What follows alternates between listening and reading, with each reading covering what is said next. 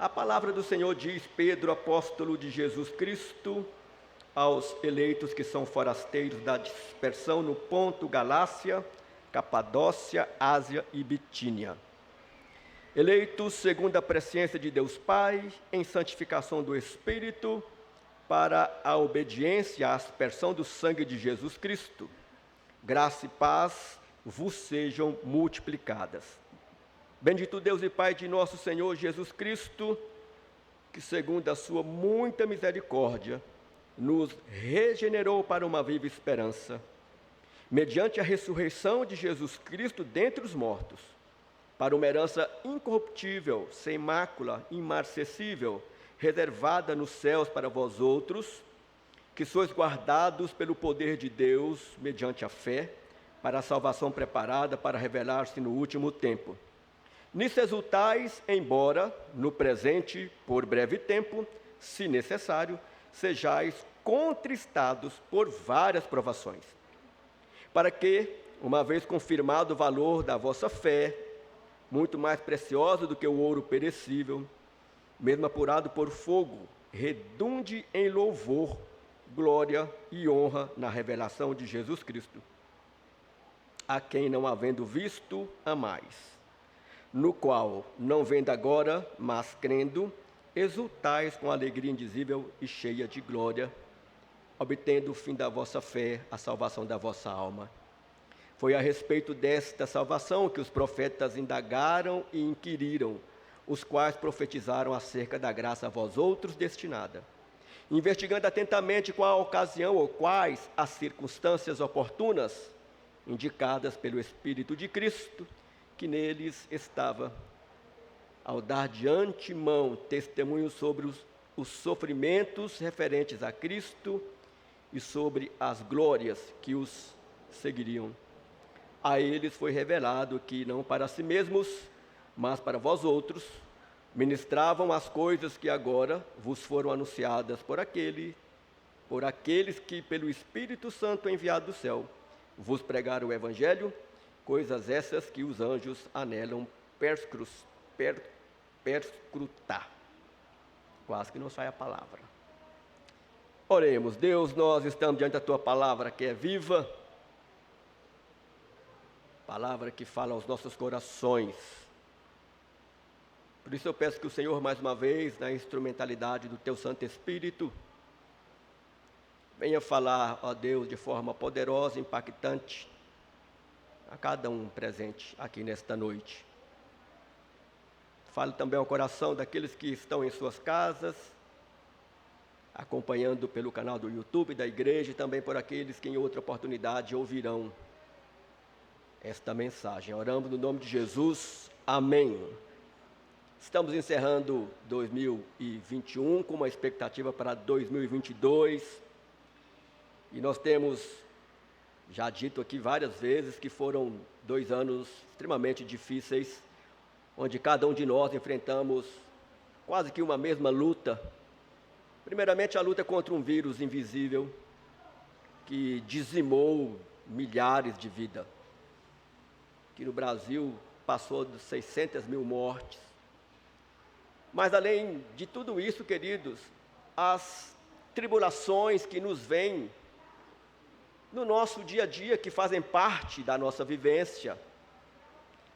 A grande questão é que nós devemos aprender a conviver e a viver com as tribulações que nos advêm. E a pergunta que eu faço é: como que você tem encarado as provações, as tribulações durante a sua caminhada cristã? Como você tem recebido aquilo que tem angustiado a sua alma e o seu coração diariamente?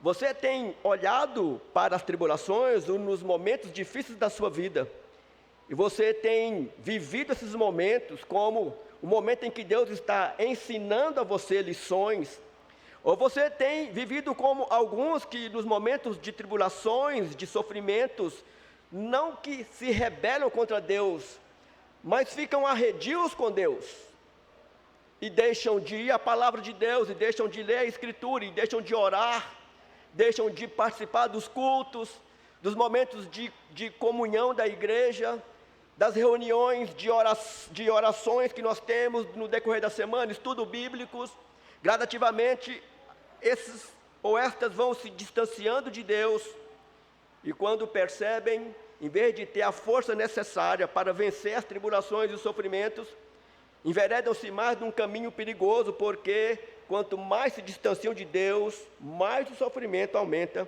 porque a sua consciência grita de que ele está agindo da forma contrária àquilo que Deus tem falado por meio da Escritura. E nós estamos dentro ou diante da carta do apóstolo Pedro, e esta carta ela foi escrita e ditada por Pedro, redigida por Silvano, por volta do ano 63, 64 depois de Cristo, na cidade de Roma.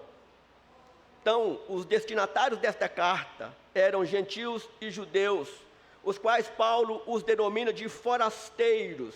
E estes forasteiros, Paulo diz que eles estão na região da dispersão no ponto, na Galácia, Capadócia, Ásia, Bitínia, que é a nossa Turquia atual.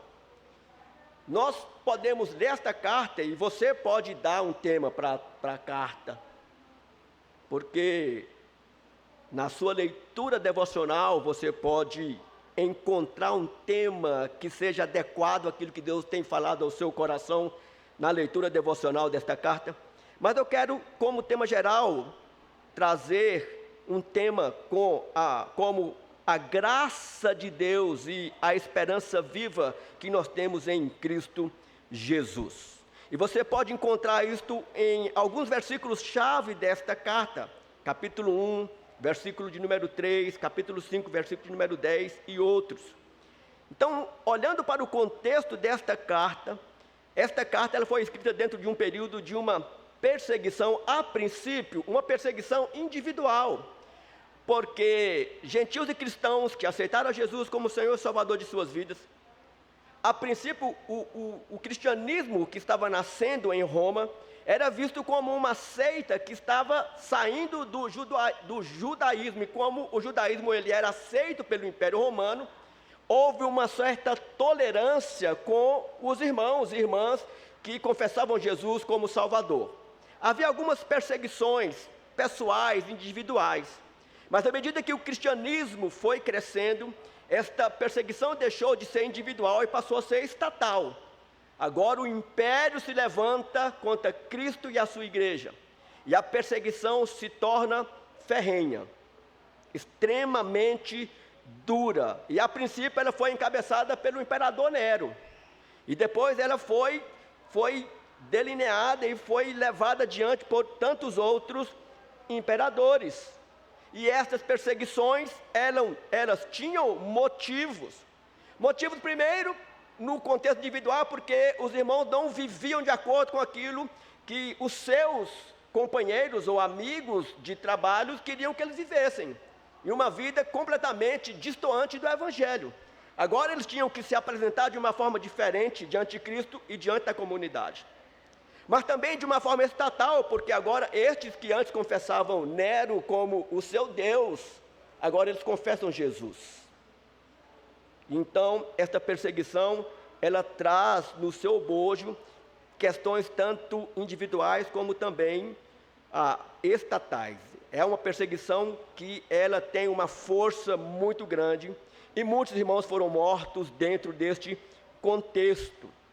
Assim sendo, Pedro, ele escreve esta carta para trazer um consolo, um conforto, uma convicção de fé ao coração daqueles irmãos que viviam dentro desta perseguição aguda.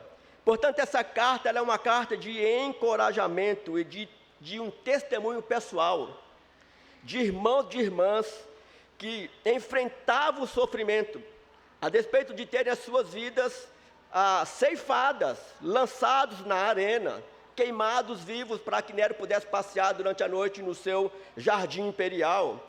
Irmãos e irmãs que foram exilados, decapitados, tiveram seus bens arrestados pelo governo. Enfim, uma série de situações.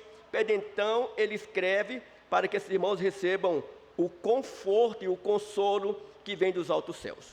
E Pedro, então, ele usa algumas palavras-chave dentro dessa carta, para que por meio destas palavras, os irmãos pudessem entender qual era o consolo e o conforto, qual era a palavra de coragem que estava sendo direcionada a eles da parte de Deus. A primeira palavra que Pedro oferece a estes irmãos é de que a certeza de que um dia todo sofrimento, toda esta perseguição que eles agora sofrem, se transformariam num dia de glória. O dia de sofrimento que eles agora padecem se transformará por meio de Cristo num dia glorioso. Então, esta palavra que Pedro diz, ela traz essa ideia de que isso é possível porque Jesus, ele morreu e venceu por nós. E pelo fato de ele ter entrado na glória celestial, ele promete que nós também entraremos. Segunda palavra de encorajamento que Pedro traz aos cristãos é a palavra esperança. E essa esperança permite que aqueles irmãos e irmãs do passado pudessem manter a sua mente e o seu coração sob controle, ter domínio próprio diante da adversidade, diante do sofrimento, e não se desesperarem e renegarem Jesus. A primeira palavra é glória, a segunda é esperança. A terceira palavra, irmãos, que Pedro traz a esses irmãos é a palavra graça. Você vai encontrar esta palavra várias vezes dentro dessa carta. E aqui Pedro revela que os cristãos deveriam esperar inteiramente na graça de Cristo até o fim, até a consumação de todas as coisas. A ideia também é não retrocedam. Por isso, ao estudarmos esta carta, nós veremos como estas três palavras, esperança, glória, graça, diante do sofrimento, elas formam uma tríade, um tripé que dá ao cristão no meio do sofrimento coragem, que dá ao cristão no meio da tribulação a convicção de que eles não estão desamparados, que dá ao cristão no meio do sofrimento a certeza de que existe consolo, e esse consolo é real. Existe um conforto, e o conforto é real. Existe a esperança de que o mal um dia será totalmente derrotado, e que estes triunfarão com Deus para todo sempre e habitarão na glória celestial. Trago então a você, nesta noite, uma mensagem com o tema: o glorioso Deus que não desiste dos seus. E aqui eu quero trazer a referência de um indivíduo chamado Thomas Gray. Thomas Gray, ele foi denominado o mais importante poeta e romancista inglês do século XVIII.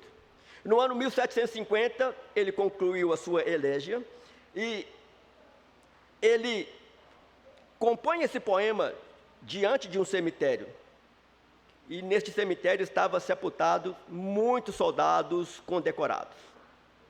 E diante da dura realidade da morte, em que ele olhava ao cemitério e contemplava essa realidade, e de homens grandiosos que ali jaziam, e que todos os seus títulos, todas as suas medalhas não tinham sentido e valor nenhum naquele contexto, ele escreve o seguinte no seu poema: o orgulho dos brasões, a pompa do poder, toda a beleza e riqueza que nos concederam, aguarda o momento inevitável.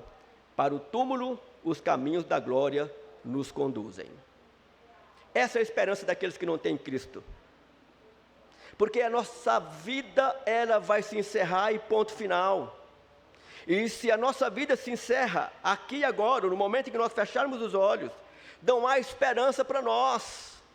Não há nada que nos faça motivar a enfrentar o sofrimento, a tribulação, a adversidade, com essa convicção de fé, de que eu não estou desamparado.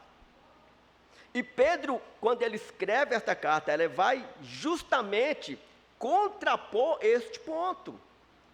É justamente trazer ao nosso coração que nós, como povo do Senhor, a despeito de vivermos, de passarmos pelas mais duras provas, nós temos um Deus que nos assiste, temos um Deus que nos assiste. É aquele Deus que se fez presente no momento em que Nabucodonosor ordenou que Sadraque, Mesaque e Abednego fosse lançado na fornalha sobremaneira acesa. É um momento onde para os homens não há mais escapatória. Chegou o momento do fim, mas não é o fim para Deus. É este Deus que se faz presente no olho do furacão, dentro da fornalha, no deserto, em qualquer lugar que você esteja. Esse Deus é um Deus presente e é um Deus real. Então, Pedro ele vai dar a nós algumas diretrizes que devem trazer a nós, ao nosso coração, no tempo presente, aos irmãos do passado, convicção de fé.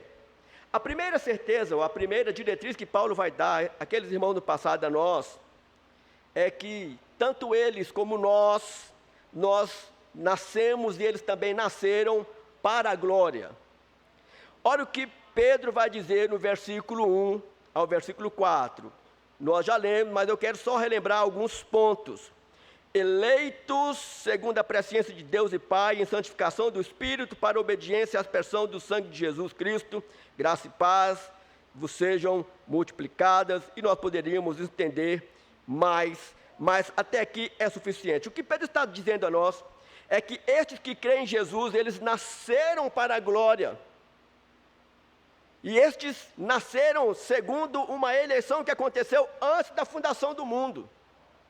Pedro vai escrever aqueles eleitos que foram escolhidos de uma forma exclusiva por este Deus que cuida de cada um de nós de uma forma muito particular, eleitos segundo a presciência de Deus Pai.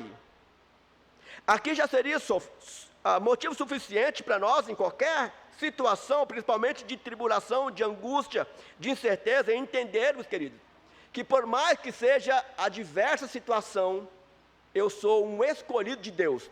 E pelo fato de eu ser um escolhido e você também, Ele está conosco. Isso é suficiente para nós encararmos as adversidades de frente. Mas Paulo qualifica estes eleitos como forasteiros. E estes forasteiros dá a nós a ideia de estrangeiros residentes ou de habitantes temporários.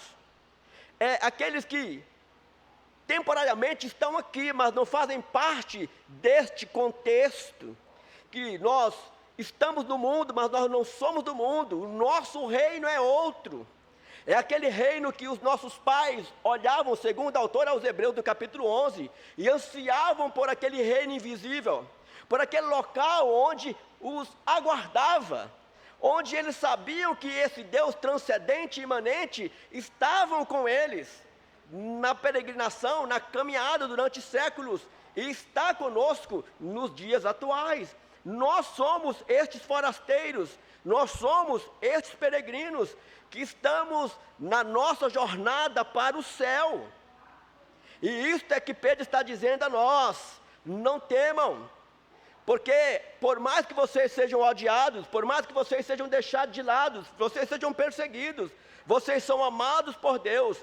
A glória, vocês nasceram para a glória, não a glória humana, dos holofotes humanos, do reconhecimento humano. Não é este tipo de glória que Pedro está dizendo. Quando Paulo, ou quando Pedro, ele fala de glória, ele está falando da glória de Deus, que é a soma de tudo o que ele é e o que ele faz. Todo o seu caráter, todos os seus atributos, todos os atos de Deus se distinguem pela sua glória. E a Escritura diz que nós seremos glorificados. Então, por mais difícil que seja o nosso contexto, nós temos que entender que nós fomos escolhidos, nós temos esta assistência de Deus Trino, que qual Pedro diz, para que nós possamos viver em santificação. E assim, quando nós vivemos, nós entendemos que o nosso nascimento espiritual, ele tem um propósito: honrar ao nosso Deus em todas as circunstâncias, porque esse Deus tem prazer em nos honrar. E aqui ele vai justamente falar isso. Ele vai descrever o nascimento cristão, versículo 1 ao versículo de número 3. Esse milagre, ele se inicia pela a escolha de Deus, onde Ele te escolheu sem você ter mérito nenhum, antes de você ter praticado qualquer ação, inteiramente pela sua graça e pelo seu amor. O texto afirma que nós fomos eleitos segundo a presciência de Deus, e presciência significa escolher e amar um indivíduo ou indivíduos de maneira especial, única, exclusiva. Este termo é usado por Amós, no capítulo 3, versículo 2, quando Deus diz: de todas as famílias da terra, somente a vós outros, referindo a Israel, vos escolhi. Perceba o quanto Deus é detalhista quando fala sobre você. Perceba que às vezes nós, e é natural, nós darmos muito sentido e muita atenção ao sofrimento e à tribulação. Sabe por quê? É porque nós sempre pensamos que estamos sós. Ou às vezes nós pensamos que o nosso sofrimento sempre é maior que o sofrimento dos outros. Mas Pedro está dizendo que o que nós vivemos hoje, que os irmãos viviam lá, isso estava acontecendo em toda parte do planeta. Aqueles que confessam a Cristo vivem dentro desta dimensão. Porque a vida que nós vivemos é uma vida real, não é uma vida fictícia. Porque o próprio Cristo afirma: não pouparam a mim, não vão poupar vocês. Não se iludam. Só que Cristo diz: eu estarei com vocês todos os dias das suas vidas. Eu sou o Deus Emanuel, o Deus convosco. Então, esta obra da nossa salvação envolveu o Pai, o Filho e o Espírito Santo. Nós fomos escolhidos pelo Pai, comprados pelo Filho, separados e recebemos esta ação do Espírito que aplica em nós a obra salvífica de Jesus Cristo. E tudo isso, Paulo também vai confirmar o que Pedro diz: toda esta obra de Deus para nos renascer, nos fazer viver novamente, é para a glória dEle. A glória dEle. Você pode ler tanto nessa carta como no capítulo 1 da carta aos Efésios.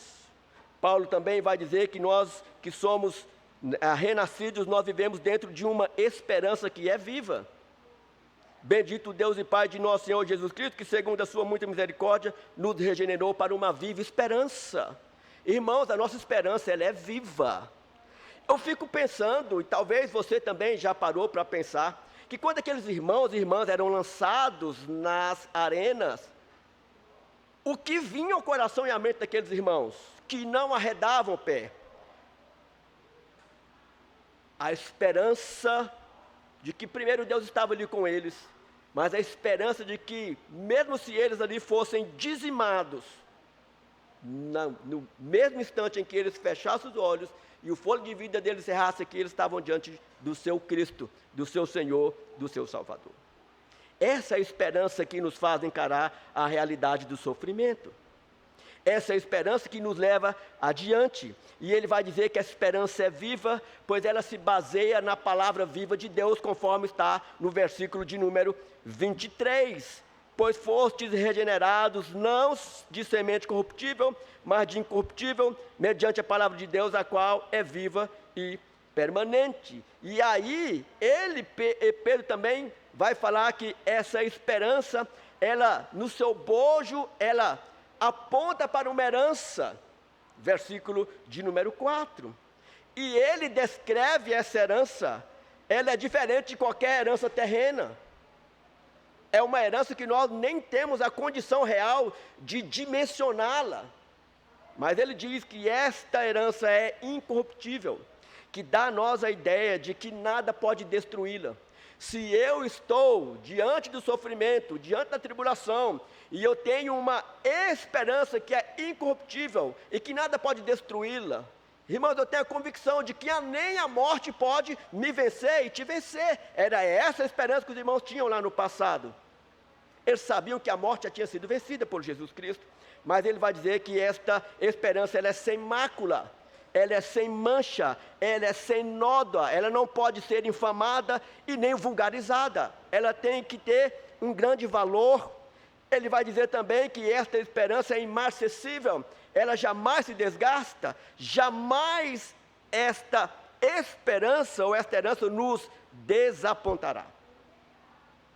O que Pedro está dizendo a nós aqui é que quando nós nascemos de novo, nós trocamos a glória passageira, fugaz dos homens, pela glória eterna de Deus. Esta é a grande notícia que Pedro está dando para aqueles irmãos. E traga aqui uma aplicação para este primeiro ponto. Se nós estamos encerrando um ano e ansiamos com grande expectativa o próximo ano, a pergunta que eu faço para você é: como encerrar o ano de 2021 e nos prepararmos para receber o ano de 2022 ouvindo somente estes 4 primeiros versículos? Que os sofrimentos e as tribulações que hoje nós enfrentamos, elas fazem parte da didática corretiva de Deus.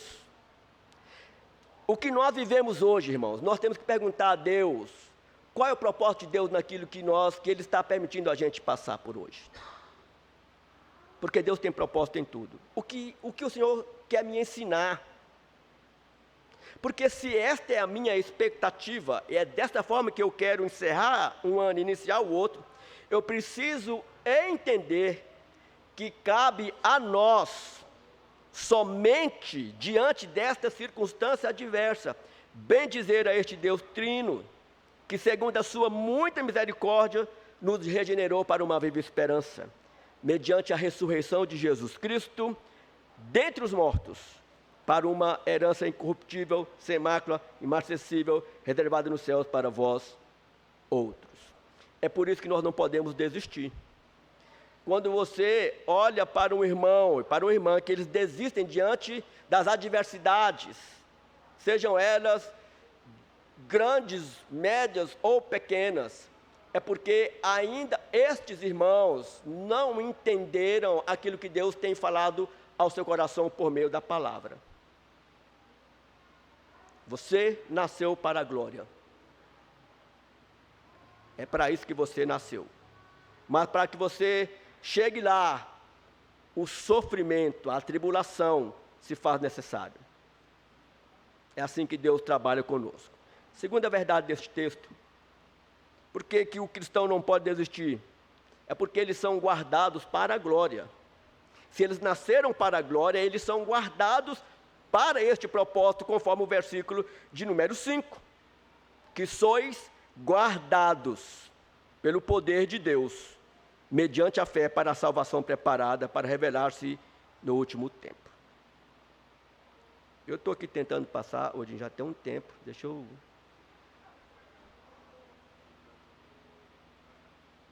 Ok. Vamos lá para o segundo ponto. Aí. Ok. Irmãos, pare e pensa. Se eu estou passando por um momento de dificuldade, de sofrimento, seja por questão deste vírus invisível, ou por qualquer outro problema, enfermidade, enfim. Se eu recebo de Deus a primeira notícia, meu filho, a despeito daquilo que você está vivendo, você nasceu para a glória. Não para a glória humana, mas para que você olhe para o Deus glorioso e entenda que esse Deus glorioso te ama e está contigo. A segunda questão é: eu que te guardo. Pastor, mas se Deus é que nos guarda, então qual o sentido de milhares e milhares de irmãos morrerem na arena? Não parece um trem louco? Mas é dessa forma que Deus age, queridos. Porque o próprio Cristo disse que aqueles que perdem a vida, com Ele ganha. E aqueles que ganham a vida, sem Ele perde. Este é o chamado. A gente precisa entender, queridos, que Deus nos chama com um propósito definido. E de que Ele, de fato, Ele nos guarda. Ele dispensa anjos para nos guardar. A Escritura diz que Ele nos guarda como a menina dos seus olhos, e que nós somos guardados pelo poder de Deus, ou em outras palavras, pelo próprio Deus. Então, não apenas a glória está sendo reservada a nós, na glória, nos céus, como nós também estamos sendo guardados para isso. Agora pensa só, de que ou de quem eu sou guardado? Primeiro, do meu coração depravado. Deus te conhece e me conhece, e Deus sabe que Ele tem que nos frear, porque se Ele não nos frear por nós mesmos, nós não chegaremos lá. Mas Deus também nos guarda deste mundo hostil, de um mundo que conspira contra você e contra mim diariamente, sistematicamente. Mas Deus também nos guarda do próprio Satanás, que Pedro diz que este indivíduo, ele é como o leão que está pronto para dar o bote final. Então, quando Deus fala que Ele nos guarda, nós precisamos entender que este guardar aqui, ele é um guardar real. Então, o termo traduzido por guardados aqui, ele tem uma origem militar, e que significa defendidos ou protegidos por. Pedro diz, vocês são defendidos, protegidos pelo próprio Deus. Pelo Deus Trino. Essa é a ideia. E o tempo verbal deste guardados, ele dá a nós a ideia de que nós estamos sendo já e constantemente guardados. Sistematicamente, em todo segundo da minha e da sua vida, nós estamos sendo guardados. Não é, eu vou guardar vocês aqui e depois vou guardar vocês lá adiante, não. É sistematicamente, dioturnamente. Porque o guarda de Israel não dorme. O guarda de Israel não dormita. Ele te guardará na entrada e na saída. Essa é a mesma ideia. E por que nós chegaremos lá? Porque nós somos guardados por Ele. A certeza do céu é uma ajuda para nós hoje que estamos enfrentando tribulações e sofrimentos. Porque quando eu olho para a glória que me aguarda, queridos, eu sei que o que eu passo aqui hoje um dia terá fim. Terá fim. Mas isso me dá força hoje para encarar o sofrimento e a tribulação de forma firme. Então, eu quero mais uma vez enfatizar esta verdade ao seu coração. Pastor James Martin Gray era pastor da Igreja Episcopal Reformada, estudioso da Escritura, editor, escritor de hinos, presidente do Instituto Moody. Ele, em um dos seus hinos, ele afirmou o seguinte: quem se importa com a viagem dos peregrinos, nossa viagem, quando o caminho conduz ao lar? O que importa? Porque é para lá que nós estamos indo. Certa feita, um filho me contou, pastor, seu pai pastor, e o seu pai, já nos últimos minutos da vida, o filho foi fazer uma oração com seu pai, numa UTI, e na oração, ele fala para o pai: pai, nós estamos aguardando o senhor em casa novamente. E o pai diz para o filho: ok, eu estou indo justamente para a minha casa. Qual a casa que o filho estava falando e qual a casa que o pai falou? O filho, na expectativa de que ele pudesse ter mais uns dias de vida. O pai, na expectativa de que ir para o céu. Nós estamos indo para lá, irmãos.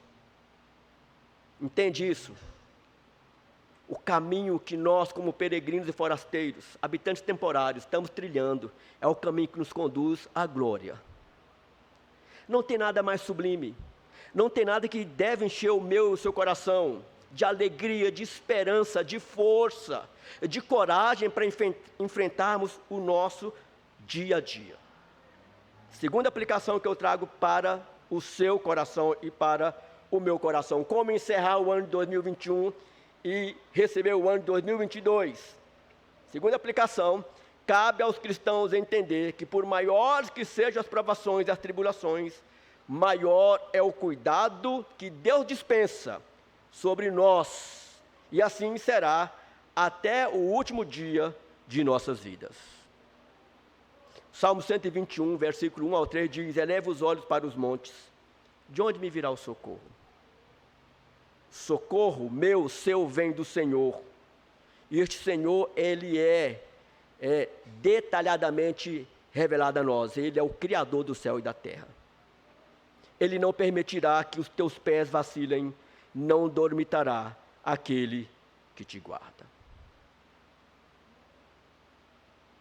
Mas há uma terceira verdade neste bloco. que devem nos instigar a não desistir. Por que que nós, cristãos, não podemos desistir? Terceira verdade é porque nós, queridos, assim como aqueles irmãos do passado, estamos sendo agora preparados para a glória. Versículos 6 e 7, nós devemos entender que o que nós passamos hoje nos prepara agora para vivermos o amanhã. Nisso exultais, embora no presente, por breve tempo, se necessário, sejais contristados por várias provações, para que, uma vez confirmado o valor da vossa fé, muito mais preciosa do que o ouro perecível, mesmo apurado por fogo, redunde em louvor, glória e honra na revelação de Jesus Cristo. O sofrimento, a tribulação, a angústia, tudo isso tem propósito em nossa vida. É preciso lembrar que Deus, em tudo o que Ele faz, Ele tem um plano e Ele realiza o seu plano de acordo com a sua onisciência, onipotência. E que nós fazemos parte deste grande projeto. E que neste grande plano, Deus age comigo e com você de forma individual. E Ele permite que você passe por algumas situações que eu não venha passar, ou vice-versa. O fato é que, independente daquilo que eu possa passar, e que eu já passei, que você não passou, mas que possa passar, nós podemos ou devemos entender que o que Pedro está dizendo aqui, que essas provações, essas tribulações, as perseguições, elas fazem parte do nosso dia a dia. Todos os dias nós enfrentamos adversidades. E aqui Pedro ele vai destacar algumas questões que parece algo que destoa daquilo que a gente ouve no nosso cotidiano, socialmente falando. A primeira questão que Pedro vai trazer aqui neste bloco é que ele vai dar a nós, e aqueles do passado, a convicção de que, por mais que a gente rejeite, que a gente não queira passar por tribulações, elas são necessárias. É isso que Pedro está dizendo. Por mais que você não queira, por mais que você rejeite, as provações, as tribulações, o sofrimento te é necessário. Porque Deus também, Ele nos molda por estes meios. É por estes meios que Deus também nos leva mais a Ele, que nos leva mais a Sua palavra. É por isso que Ele vai usar a expressão, se necessário. Se necessário. Esta ideia indica que há ocasiões em que Deus permite que a gente passe por provação e por sofrimento. Às vezes, Deus está nos disciplinando.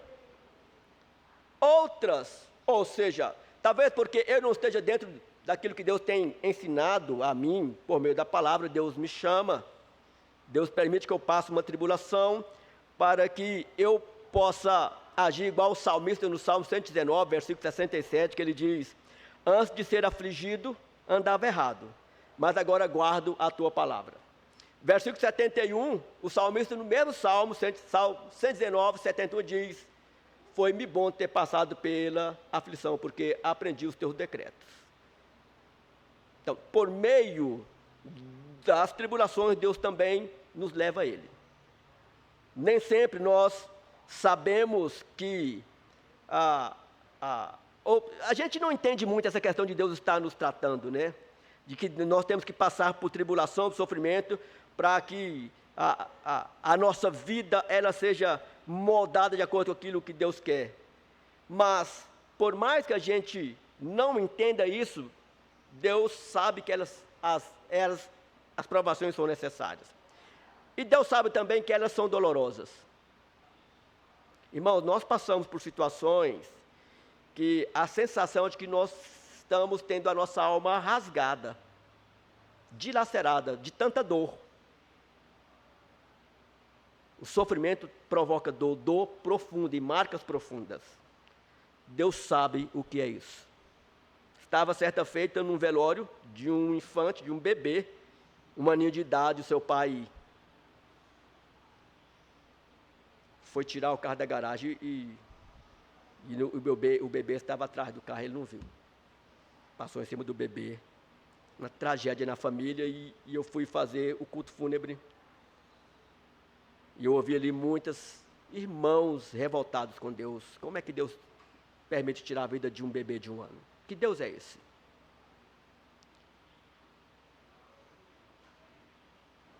E eu pensei, este é o Deus que sabe o que é perder um filho.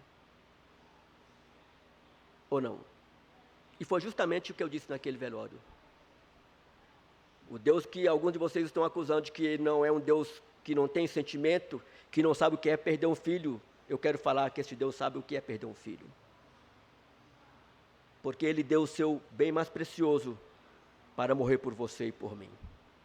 Deus sabe o que é sofrer. Deus sabe o que é sentir dor. Jesus no Getsêmenes, a dor de Cristo era tão aguda e tão profunda que Ele transpirou como gota de sangue. Deus sabe o que você passa. Deus sabe o grau da sua dor. Ora, Ele sabe sim, porque tudo isso Ele viveu. Ele viveu isso por você. Ele não tinha que experimentar estas questões, mas Ele, de forma voluntária, por amor a você, Ele se entregou e passou por aquilo que você não tinha a mínima condição de passar por você. Então Deus sabe que as provações, elas são extremamente dolorosas, elas provocam traumas e marcas profundas em nós, mas nós sabemos que este Deus é um Deus de grande consolo. É Ele que sabe o que é o sofrimento, é que vem nos consolar nos momentos mais angustiantes da nossa vida. E não tem consolo, conforto, que tem um efeito tão imediato e tão restaurador do que o consolo e o conforto daquele que morreu na cruz por você e que ressuscitou. Então esta é a ideia, que a provação, o sofrimento, ele não só ele é agudo, mas Deus nos permite passar por vários tipos de provações. Nós passamos por várias, nisso exultais, embora no presente, por breve tempo, se necessário, sejais contristados por várias provações. Várias provações, não é uma e encerrou. Estamos bem hoje, amanhã nós não sabemos o que nos aguarda, mas sabemos que temos um Deus que nos guarda. As provações também, devemos entender que elas são controladas por Deus. E que este Deus, além de controlar aquilo que advém contra nós, Ele nos dá toda a força necessária para suportá-las. Suportá-las. É isso mesmo, é isso que Ele faz conosco. Então, esse Deus sabe como nos trabalhar nesta caminhada. Esse Deus sabe que nós necessitamos desses momentos duros para que possamos olhar para Ele, entender parte do seu sofrimento, mas também contemplar a vitória dEle, que é conferida a nós também. Então é importante lembrar que essa glória, ela só será plenamente revelada na consumação de todas as coisas, porque é justamente isso que o autor fala, ela vai revelar-se no último tempo. Enquanto aqui nós vamos passar por essas adversidades. Então eu trago mais uma aplicação dentro deste ponto. A aplicação, queridos, é como que nós devemos encerrar este ano e receber o próximo ano. Cabe a nós cristãos entender de uma vez por todas que as tribulações, angústias vividas no presente tempo têm como propósito maior o louvor, a glória e a honra do nosso Trino Deus. Pare e pense. Parece algo contraditório, mas o meu e o seu sofrimento, em primeira mão, tem a ver com a glória de Deus. A glória de Deus. É isso que acontece quando história como de Jó é nos contada. É isso que acontece quando história como do profeta Jeremias é contada a nós, como do profeta Daniel e do próprio Jesus Cristo. É entender, irmãos, que nada pode derrotar ao povo do Senhor, e que este Deus, Ele, em primeira mão, Ele permite que a gente passe por isso, para o louvor da sua glória. E Paulo vai confirmar isso na carta aos Filipenses, capítulo 3, versículo 23 e 24, que diz: tudo quanto fizerdes, fazei-o de todo o coração, como para o Senhor e não para os homens, cientes de que recebereis do Senhor a recompensa da herança. A Cristo Senhor é que estáis servindo. Ou seja, o serviço que eu devoto a Cristo, automaticamente está implícito às adversidades, o sofrimento, a tribulação, porque Ele sempre nos advertiu de que é isso que nos aguarda. Nada mais e nada menos. Por fim, por que nós não podemos e não devemos desistir? Porque nós e aqueles irmãos do passado já podem agora desfrutar da glória no presente tempo. Essa glória que nós pensamos que é só lá, nós já podemos agora desfrutar desta bênção aqui e agora. E é justamente isso que Pedro ele vai dar àqueles irmãos a partir do versículo de número 8. A quem não havendo visto, a mais, no qual não vendo agora, mas crendo, exultais com alegria indizível e cheia de glória. Pedro está escrevendo para a gente que está no olho do furacão. Pedro está escrevendo para aqueles que estão no deserto e que olham para todos os lados que não há um sinal visível de um oásis e que a sua água já esgotou, que não há mais esperança. Pedro está escrevendo para nós que vivemos dentro deste contexto hostil para com o povo de Deus. Que nós precisamos já agora começar a experimentar e a viver aquilo que nós iremos viver no futuro, mas desde agora começar a colocar em prática, por meio da fé, esta glória que nos aguarda. E é isto que nós devemos hoje celebrar, porque Ele vai dar alguns caminhos para que nós possamos atingir esse alvo. Se nós enfrentamos sofrimento, tribulação, angústia nos dias de hoje e que tendenciosamente é nós nos ficarmos reclusos com o nosso sofrimento, ele vai dizer que se em primeira mão eu amar a Cristo acima de todas as coisas, eu vou entender que Ele passou por situação muito mais adversa do que eu passei, mas nem por isso Ele deixou de honrar e de glorificar ao seu Deus e Pai. Assim também devemos nós agirmos agora. O versículo de número 8, a quem vocês não veem, mas vocês amam. É você estar na arena, ou os gladiadores, ou as feras vindo de encontro a você, e você olha e contempla o seu Salvador. Esta é a glória que você vive aqui agora.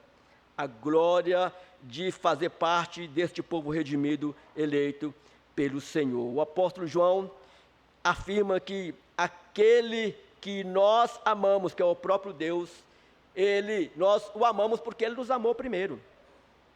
Apóstolo Paulo também vai dizer para nós que o Espírito Santo é que derramou o amor de Deus em nosso coração, Romanos capítulo 5, versículo de número 5.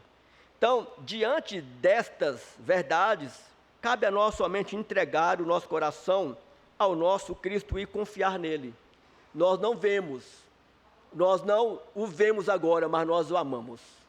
Mas ainda mais, Pedro quer dizer, além de vocês amá-lo, você precisa confiar nele, por meio da fé. É isso que vocês devem fazer, no qual não vendo agora, mas crendo. Existe um cântico muito antigo, da minha época, né? Que diz, não olhe a circunstância, não é? Olhe o seu amor, não me guio por vistas, alegre eu sou. É isso que Pedro está dizendo para nós. A circunstância que nos rodeiam, que elas são adversas, se nós ficarmos olhando para aquilo que está em nossa volta, que às vezes nos ameaçam, como aquela tempestade que Pedro pede a Cristo para ir em direção a ele, e Jesus fala para que ele pudesse descer do barco, e Pedro, enquanto olha para Cristo, está andando sobre as águas. É muita loucura. Quantas vezes você já andou sobre as águas e você nem se atentou para isso?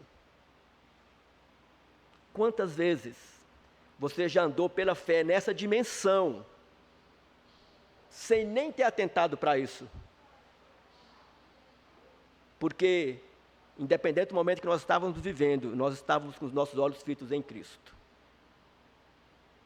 E quando nós estamos com os olhos fitos em Jesus Cristo, irmãos, nós vivemos experiências grandiosas, que às vezes nós perdemos a noção do que de fato nós já vivemos com Cristo, mas que elas são extremamente reais. Então, se eu não vejo, mas eu amo, se eu não vejo, mas eu creio, isso tem que encher o meu coração de alegria, mesmo no sofrimento. É isso que o apóstolo está dizendo: exultais com alegria indizível e cheia de glória. O sofrimento não tem que nos levar ao canto e ficar resmungando. O sofrimento tem que nos levar a encher o nosso coração de alegria, porque eu sei que eu tenho um Deus que me assiste e Ele está comigo e Ele não vai abrir mão de mim, porque Ele não desiste de mim. Eu desisto dele, eu deixo de caminhar com Ele, mas Ele não. Ele vai comigo até o fim, e é por isso que eu tenho a convicção, e você também tem que ter, de que nós chegaremos lá. Quando é que o apóstolo Paulo teve aquele start de que ele vê essa graça de Deus sobre ele, essa glória de Deus sobre ele? É quando ele estava lá no topo? Não, foi quando ele percebeu que Deus havia permitido que ele passasse por uma enfermidade que ele denomina de espinho na carne. Porque ele, Paulo, ele nem fala que é ele, mas ele diz que conheceu um homem, que ele foi ao céu dos céus, e que viveu uma experiência tão grandiosa com Deus, que ele não tinha nem como trazer aquilo que ele viu à realidade. Mas para que ele não se ensoberbecesse, Deus permitiu que ele passasse por uma enfermidade, e nesse momento de enfermidade ele percebeu que ele era forte porque a graça de Deus estava sobre ele. É nos momentos mais agoniantes e agudos da nossa vida que a gente percebe o quanto que a graça de Deus e a glória de Deus nos é suficiente. É no momento mais tenebroso da nossa alma que a gente percebe o quanto o amor de Deus é grande por mim e por você. É naquele momento onde nós entregamos, onde nós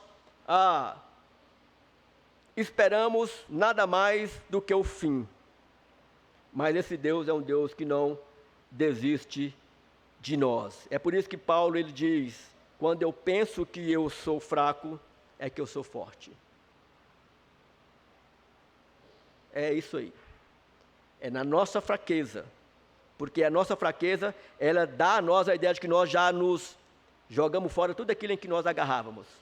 E que pensávamos que a esperança e a força estavam em nós. Mas nós jogamos tudo fora para ser preenchidos por Cristo. E aí, irmãos, preenchidos por Cristo, nós somos literalmente fortes. Então, se eu amo, se eu tenho fé nele, a minha alegria é plena nele, eu tenho que recebê-lo na minha vida e na sua vida. O Pedro vai dizer que este ato é o fim da nossa fé, ou da vossa fé, que é a salvação da vossa alma. É quando nós entendemos que esse Deus que está na sua transcendência, ele se faz imanentemente presente e habita em mim, e que me escolheu para ser dele. E ele deu os meios salvíficos para que eu pudesse ser contemplado por esta graça gloriosa. E é por isso que como é que eu vou viver essa experiência? Primeiro, crendo e recebendo de Deus aquilo que Ele nos dá por meio da sua palavra. Se você quer receber a graça de entender a forma como Deus age contigo nos momentos mais difíceis da sua vida, venha para a palavra. Porque é na palavra que você vai receber aquilo que você precisa para o seu dia a dia. Porque desde o antepassado, Pedro vai dizer que os profetas eles já inquiriam, já investigavam, já apontavam para Cristo. Aquele Cristo que veio e que padeceu tudo por mim e por você.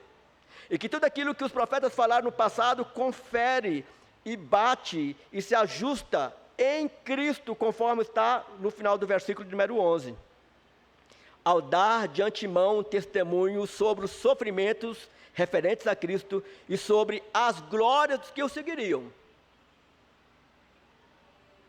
Não tem glória sem sofrimento. Não existe glória sem sofrimento. Você só vai experimentar esta bênção por meio do sofrimento. E quero encerrar com a palavra do pastor Charles Spurgeon.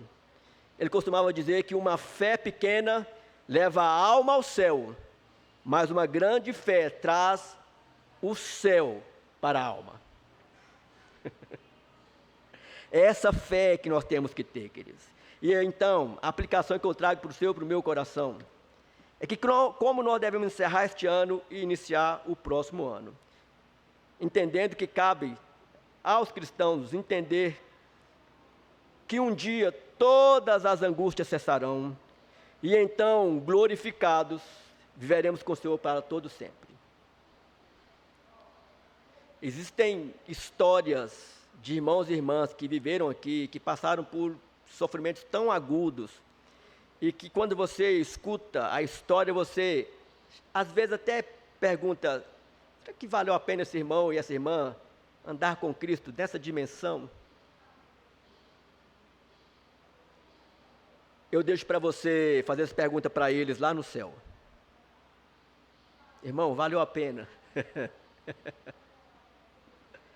Valeu a pena tudo que você passou por Cristo, sabe? Porque a contrarresposta, né, pode ser assim: mas será que valeu a pena o que Cristo sofreu por você?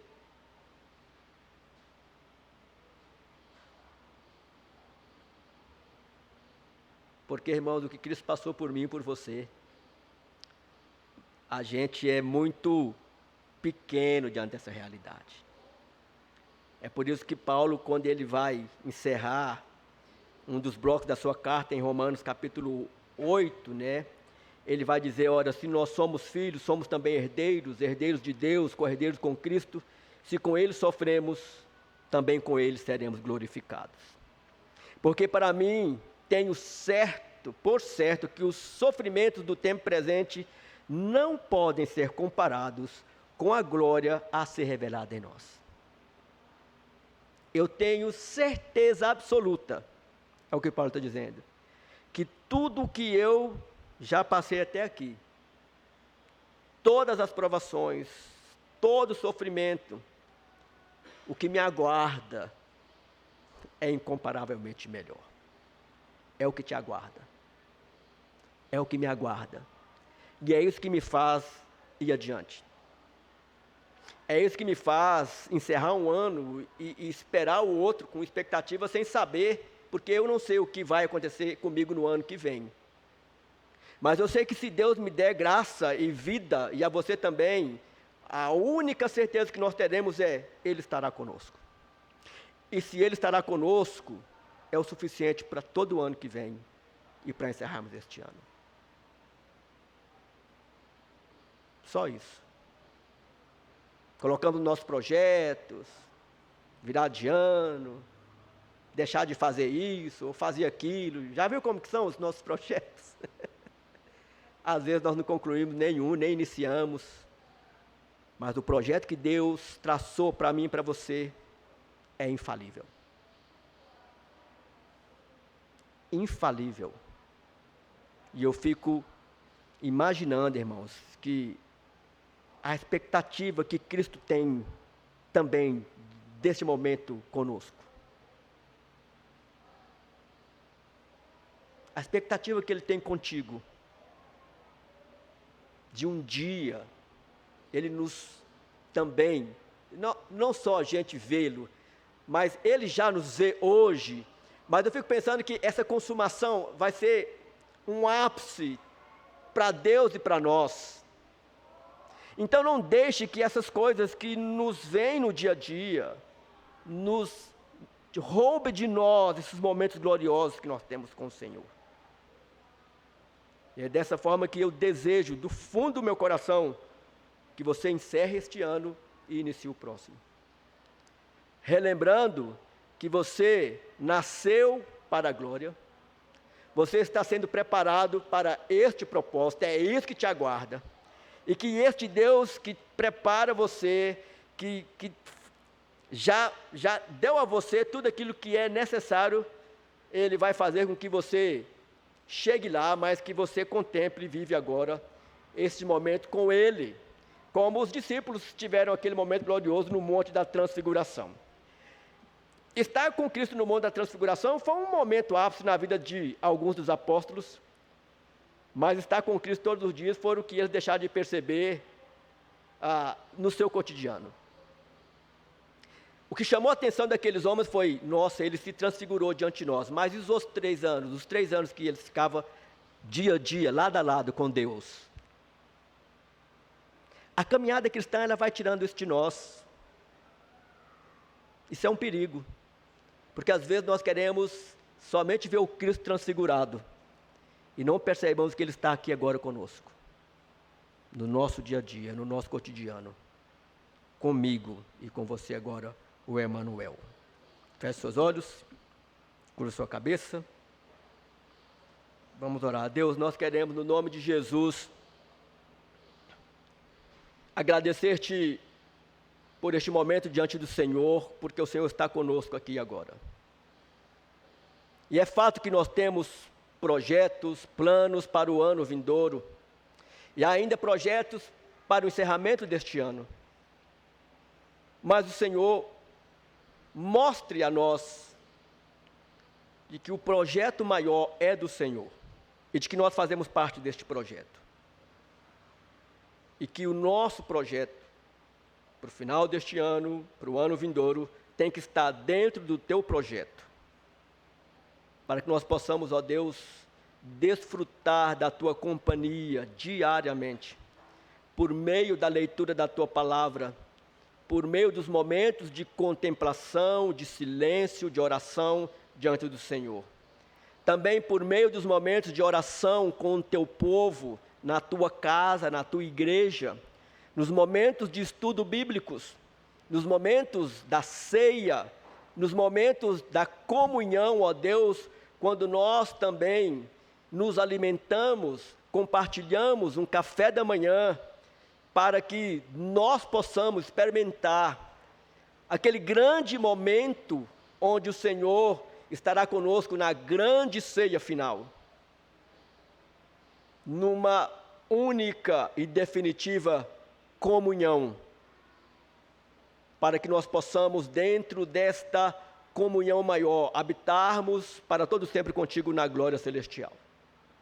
E aquilo que tira o meu coração, tira os meus olhos do Senhor, neste momento, que o Senhor, ó Deus, venha na tua graça, no teu amor, na tua correção paternal, nos fazer voltar os olhos para ti, para que nós possamos, como forasteiros, habitantes temporários, ó Pai, desta realidade de vida que o Senhor tem dado a nós, olharmos para um futuro, contemplando o que já está preparado para nós, mas vivendo-os aqui e agora, diariamente, para a glória do teu nome.